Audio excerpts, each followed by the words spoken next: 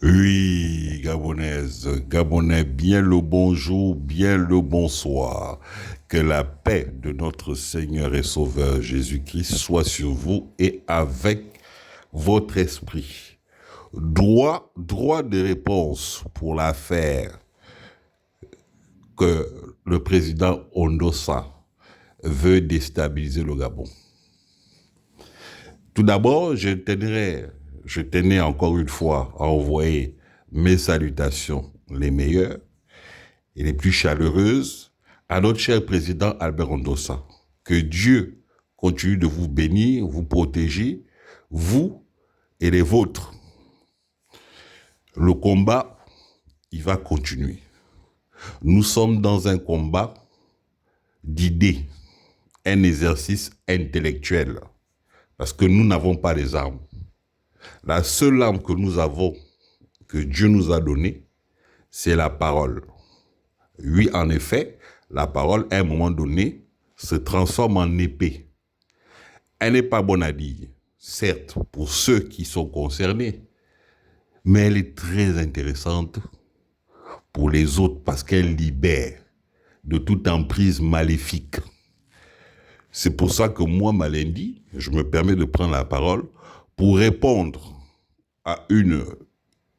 Permettez-moi, et là je m'adresse plus directement à vous, président Albert Ondossa, mais je m'adresse aux animaux, d'accord, aux mouches à merde qui soutiennent la merde. Voilà. Quand on a un tas de défections, bon, on va dire des cacas, on observe la nature. Bizarrement, il y a tous des mouches. Et ces mouches-là, en plus des odeurs qu'on a, la vision d'horreur, on a le bruit. Ils font le bruit. Ils viennent sur les réseaux. Bzzz. Bon, qu'ils restent dans leur milieu d'insanité absolue. Moi, ça ne me dérange pas. Mais quand ils viennent éclabousser, d'accord, ils veulent éclabousser des gens propres, des gens qui n'ont pas l'habitude de jouer dans la merde et autour de la merde, moi, Malendi, ça me dérange et je suis obligé de réagir. Bon, c'est une espèce, et sans misogynie, que je vais dire ça. Une bordelle doit être appelée bordel. Elle n'a pas à faire la bordellerie. Et si tu fais la bordellerie, parce que tu vas, voilà, fais-le dans le cadre privé. On parlait de maisons closes et trucs, mais ne viens pas exposer comme ça et ne viens pas parler au nom de tout un peuple. Parce que oui, nous sommes un peuple, nous sommes frères, sœurs, il n'y a pas de problème, mais nous ne pratiquons pas les mêmes choses. Nous vivons les mêmes réalités, d'accord? Nous, les gens d'en bas, il n'y a pas de problème, mais tout le monde ne va pas à la mangeoire, tout le monde ne va pas vendre son âme. Et je refuse qu'on veuille venir salir des gens valeureux, des gens qui ont su rester intègres, malgré les galères. Donc, comme moi, je suis un fervent soutien du président Albert Ondossa, d'accord, je viens répondre à cette dame qui vient l'attaquer. Monsieur Ondossa n'est pas jumping. C'est quelqu'un qu'on a essayé de tuer. On l'a poignardé. D'accord?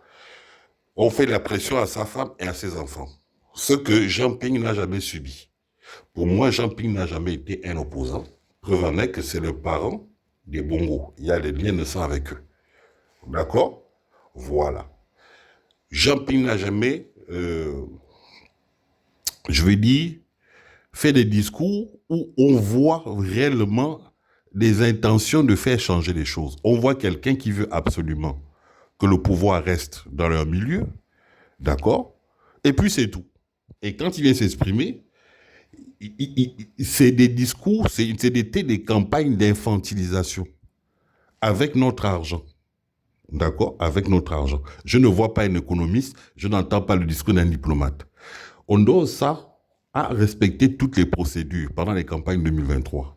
Il est notamment passé à la télé où il est venu exposer son projet pour la société. Il a convié les gens à venir débattre, notamment au IMA. Il a demandé d'appeler le plus grand des francs-maçons du Gabon. Qu'ils allaient s'expliquer devant les Gabonais qui fait quoi, qui veut aller où, qui a fait quoi dans le passé. Il n'y a pas plus objectif que ça. Et c'est ce qui a intéressé les gens, au-delà de son projet qui était garni qui était assez explicite. Oui, c'est possible. Ce qu'il propose là est possible. C'est possible de le mettre en place. D'accord? Les gens ont suivi. Les gens ont suivi à tel point que même les gens qui étaient candidats à ces élections se sont ralliés à lui et se sont alignés derrière lui.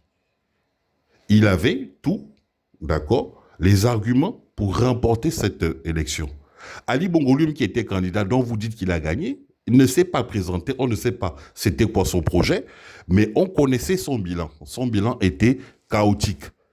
Logiquement, il ne peut pas gagner. Là, je suis dans la réflexion, l'interprétation, mais la réflexion. Logiquement, il ne peut pas gagner. L'état de santé, quelqu'un qui est incapable de prendre soin de son corps, ne peut pas prétendre vouloir diriger toute une nation. Ce n'est pas possible. Macron lui a déconseillé de faire ça.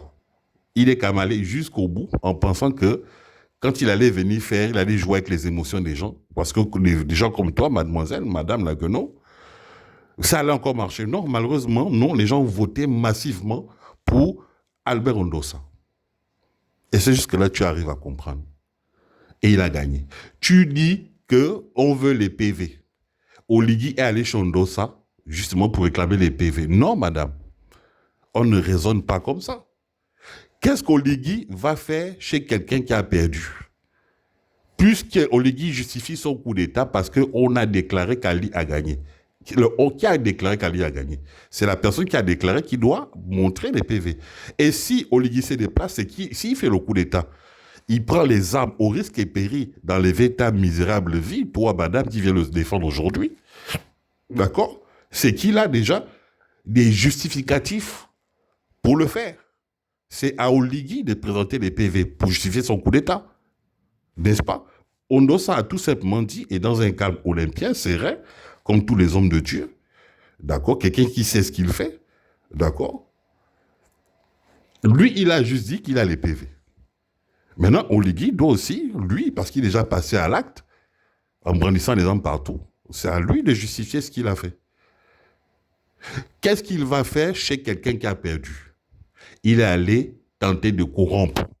Mais M. Ondossa n'est pas un homme corruptible. Il a déjà démontré, ce n'est pas un novice dans la politique du Gabon. On se connaît plus ou moins tous. Il a un parcours professionnel. C'est quelqu'un, quand il sort du Gabon, bonjour professeur. Partout où il va, bonjour professeur.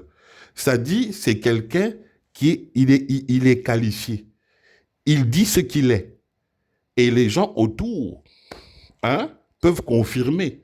Ce qui n'est pas de ton misérable Oligui, que tu dis que c'est un président. Je suis désolé.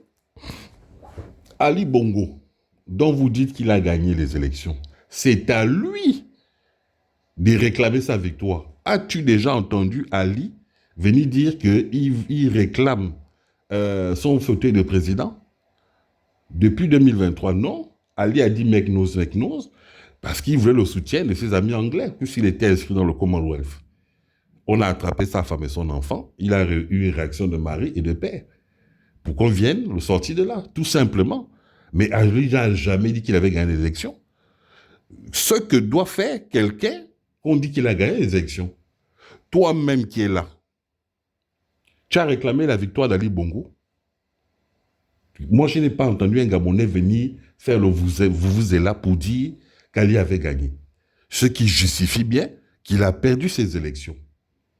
Même si Ali est comme il est, d'accord, Ali a quand même des réflexes. Je pense qu'il le fait pour les Gabonais. Il n'a jamais réclamé sa victoire parce qu'il n'a pas gagné. Est-ce que tu comprends? On appelle ça un raisonnement. Tu sais, mademoiselle, Dieu a créé l'espace animal. Mais nous, les êtres humains, on a la faculté de dominer sur les guenons, les animaux comme toi. Est-ce que tu comprends ça, la différence? Tu sais pourquoi on domine sur toi? C'est parce que toi, tu ne vis que par instinct. Nous, on a la capacité de réfléchir à ce qu'on fait. Toi, tu es destiné à manger les caca. Nous, c'est ce qui sort de nous qu'on va digérer. Tu comprends, on digère et puis on pose. Et toi, tu viens manger. Parce que tu es une mouche à bien. Tout simplement. Je ne suis pas quelqu'un de misogyne. Non, non, non, non, non. Mais les femmes comme toi, on doit les mettre dans leur place. Tu as décidé de vivre dans des cases comme un animal ou dans une cage comme un animal. C'est juste ça que moi, je viens te tenir le miroir. Tu comprends? Maintenant, tu peux te vexer, tu peux t'offusquer, c'est ton problème. D'accord? Quand quelqu'un va jouer à côté des défections, faut pas qu'il se plaigne de recevoir les projections ou les odeurs. Est-ce que mon discours jusque-là, le son est bon? Je continue de développer. Avant le coup d'État, il y a un activiste qui fait une sortie pour dire, une semaine, jour pour jour, que Oligui allait faire un coup d'État. Comment ça se fait? D'où vient... Je vais dire, comment est-ce possible? Mais où est donc Onika? Tu peux répondre à cette question? Voilà. Le coup d'État, là, était déjà prévu.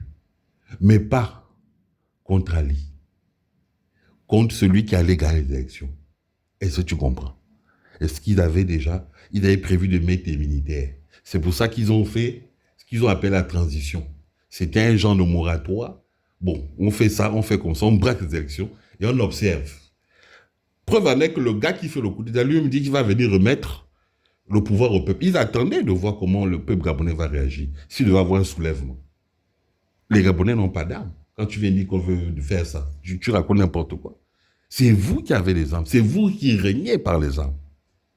Ce que moi, Malin j'ai dit, celui qui règne par les armes, il tombe par les armes, c'est tout. C'est Oligui qui a montré que il est venu montrer ce que les Bongos ont toujours fait.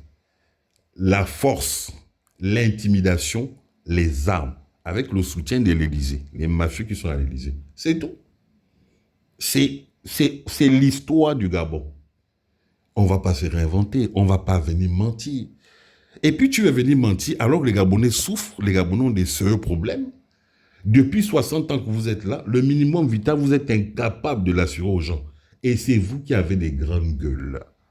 Madame, il faut que tu comprennes bien que tous les Gabonais, nous sommes tous Gabonais, mais nous ne sommes pas comme vous. On ne vendra pas nos âmes au diable. Et pour ceux qui l'ont déjà fait, parce qu'ils étaient inconscients, parce que voilà, trop la faim, trop faible, répentez-vous et inscrivez-vous dans le vrai combat. Disons non à ces gens. Ils ont déjà eu la latitude de faire ce qu'ils ont voulu faire. C'est clair qu'il n'y a pas d'intention derrière.